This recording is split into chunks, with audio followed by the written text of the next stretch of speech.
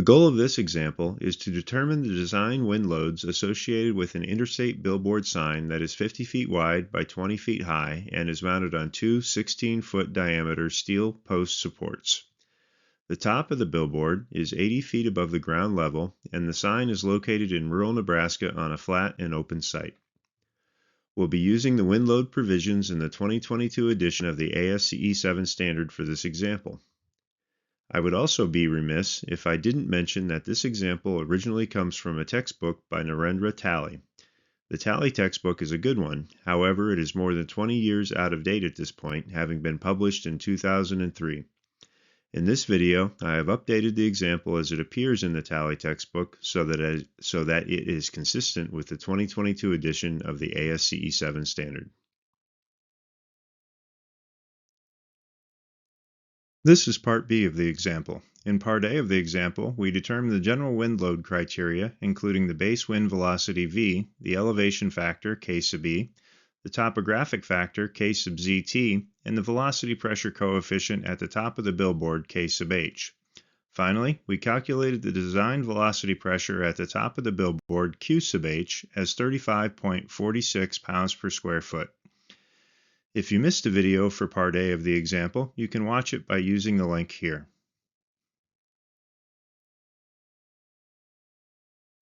In this part of the example, Part B, we will calculate the force coefficients and wind forces associated with the three wind cases that are required to be considered for the billboard. Later, in Part C, we will calculate the load resulting from the wind acting on the posts themselves, and then in Part D, we will investigate the effects that alternate topography might have on the wind loads acting on the billboard. Alright, picking up where we left off in Part 1, now that we have the velocity pressure at the top of the billboard, we can focus on calculating the actual forces acting on the billboard, and this is the equation that we're going to use for that. We'll start by determining the directionality factor k sub d. To find the wind directionality factor k sub d, we look in Table 26.6-1 of ASCE 7. There, we find an entry for solid freestanding walls, rooftop equipment, and solid freestanding and attached signs. That certainly applies to our billboard, so we use a value of 0.85 for k sub d. Next, we'll look at the gust factor g. The gust factor accounts for the dynamic interaction of the wind with the structure, converting the basic wind speed into peak gust pressures. Loosely speaking, the gust factor accounts for the tendency of gusty winds to shake or vibrate structures, which can increase the resulting wind pressures beyond the pressures that a steady wind speed would produce. Since the gust factor depends on how the structure reacts dynamically to the excitation of the wind load, calculating that factor can be challenging. And that is reflected in ASCE 7, where there are several pages of provisions dedicated to the topic. Calculating the gust factor requires knowledge of the fundamental frequency of vibration of the structure. Depending on the structure being considered, calculating this value can be quite an involved process, and computer analyses are often used. There is a very useful provision in Section 26.11.1, however, that says that the gust factor can simply be taken as 0.85 for structures that are deemed to be rigid. However, that still leaves it to the engineer to determine whether or not a structure can be considered as rigid. ASCE 7 defines a rigid structure in this context as one with a fundamental frequency that is greater than or equal to 1 Hz. But even that requires the engineer to calculate, or at least approximate, that fundamental frequency of vibration. One thing about billboards and signs, or sign support structures like the one shown here, is that they do tend to be more flexible than building structures. So in cases like this, the simple approach of classifying the structure as rigid and using a gust factor of 0.85 may not be appropriate. Calculating the gust factor is beyond the scope of this example problem, however. So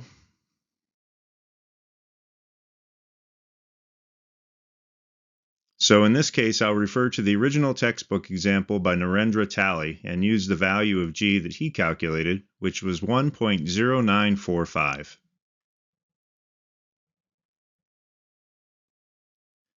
Now that we have a gust factor to work with, next we'll determine the force coefficients.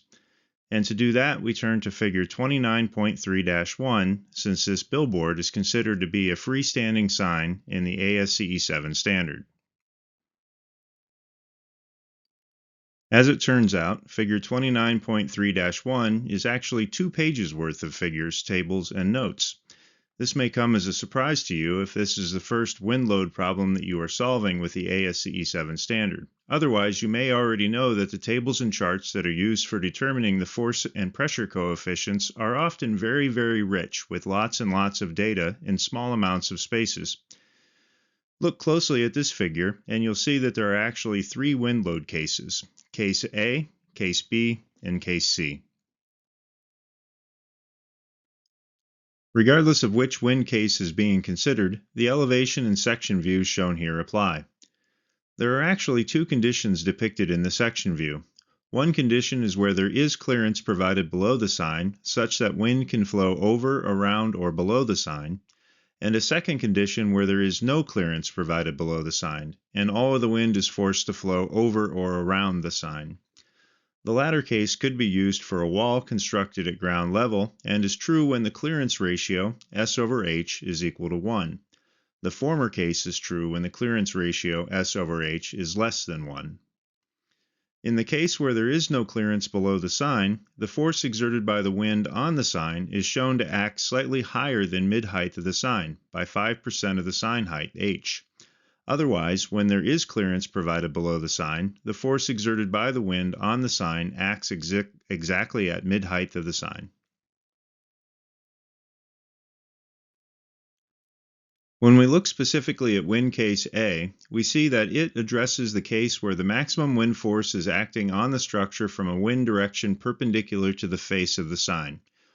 Wind case A assumes that there is a uniform pressure distribution that is typically used for the design of the main sign panels and their immediate supports.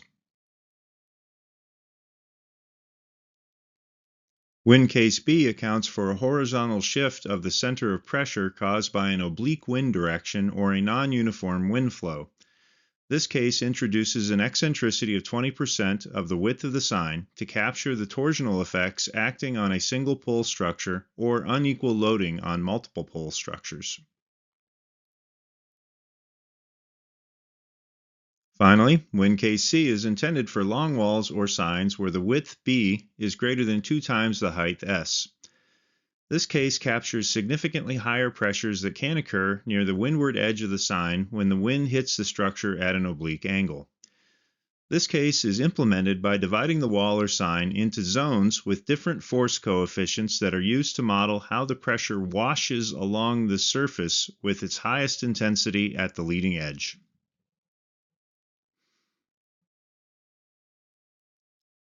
Two tables of coefficients are presented in figure 29.3-1. The first table is used to find the force coefficients for wind cases A and B, and the second table is used to find the force coefficient for wind case C. We'll start by considering wind case A first. This is a case where the maximum wind force is assumed to act on the structure from a wind direction perpendicular to the face of the sign.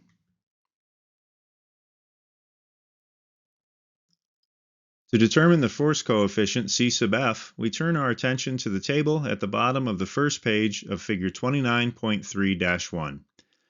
In this table, which applies to both wind case A and wind case B, the force coefficient is provided as a function of the aspect ratio B over S and as a function of the clearance ratio S over H.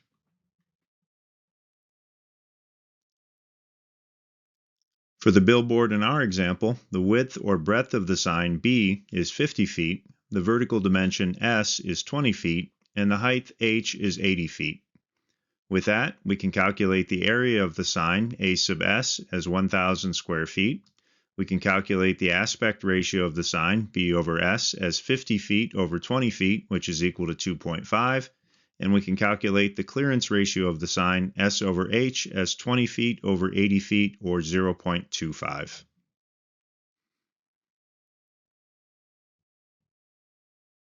Taking this information back to the table of force coefficients, we see that the aspect ratio of 2.5 falls between the columns for the integer values of 2 and 4, and that the clearance ratio of 0.25 falls directly between the rows for 0.2 and 0.3.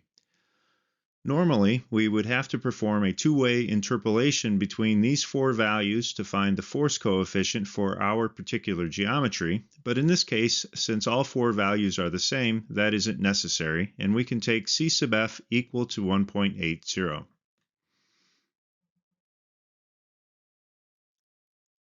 Finally, with C sub f equal to 1.80 and A sub s equal to 1,000 square feet, we can calculate the force on the sign under wind case A as 35.46 pounds per square foot times K sub D equal to 0.85 times G equal to 1.0945 times C sub f equal to 1.80 times A sub s equal to 1,000 square feet, which is all equal to 59.38 kips.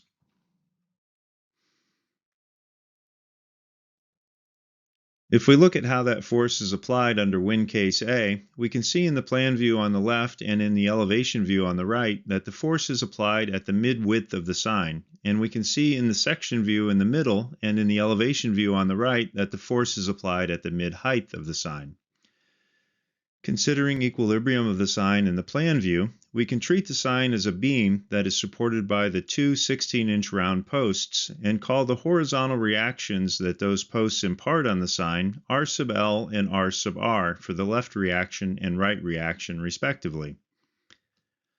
Using equilibrium equations, we could find that under this load, wind case A, that each of the two posts carries an equal share of the horizontal wind load, or 29.69 kips each. Thus, if we wanted to, we could calculate that the moment at the base of each of the two posts is the product of 29.69 kips and the distance of 70 feet, or the moment is equal to 2,078 kip feet.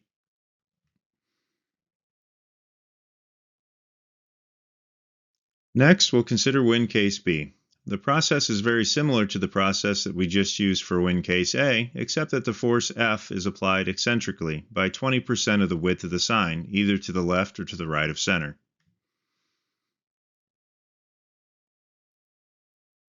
Either way, the force coefficient C sub F for wind case B is exactly the same as it was for wind case A, which is 1.8 for our billboard.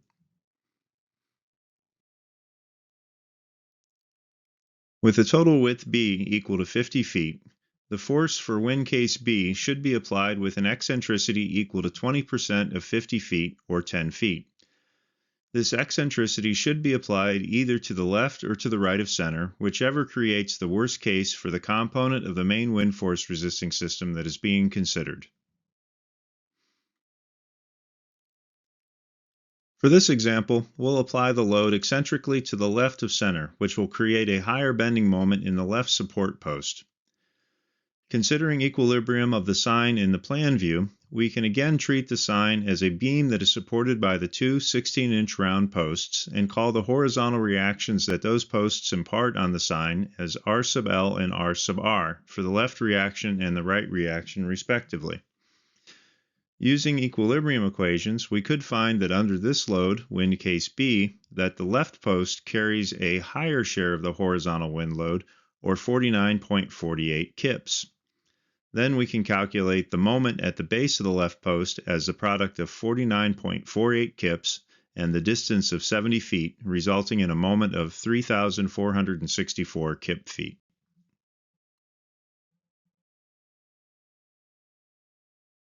Finally, we'll consider wind case C.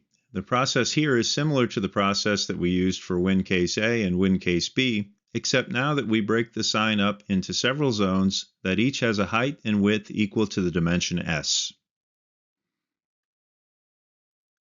Those zones could be arranged with the maximum pressure acting at the left edge of the sign or at the right edge, whichever creates the worst case for the component of the main wind force resisting system being considered.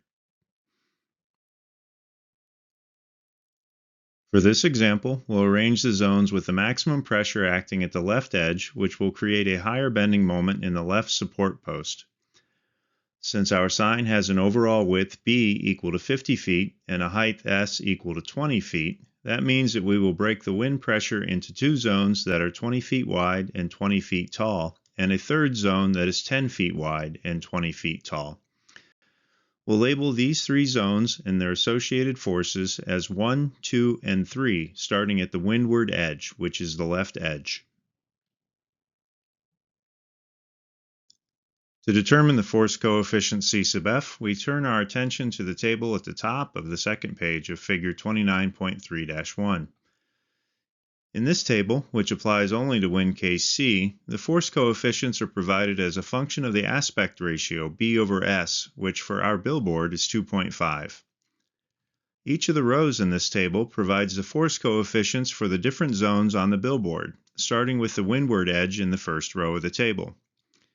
For Zone 1, interpolating between 2.25 and 2.60, we find that the force coefficient is equal to 2.425.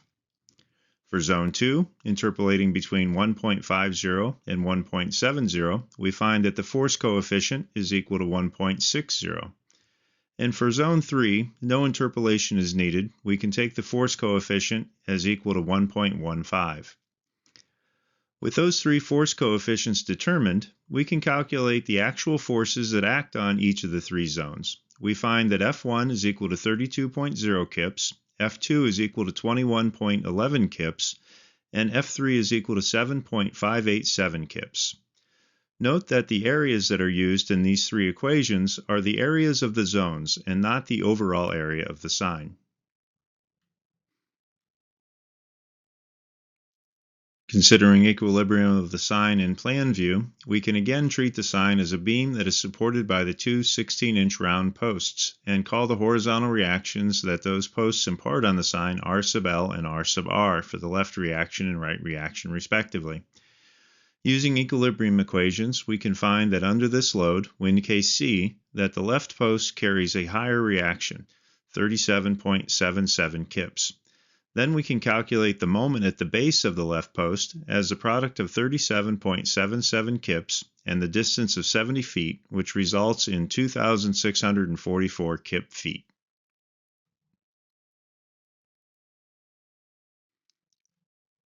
Finally, after considering all three wind cases, we can see that wind case B creates the largest moment at the base of the post support. Based on this, we can determine that wind case B governs. Okay, that wraps up Part B of this example.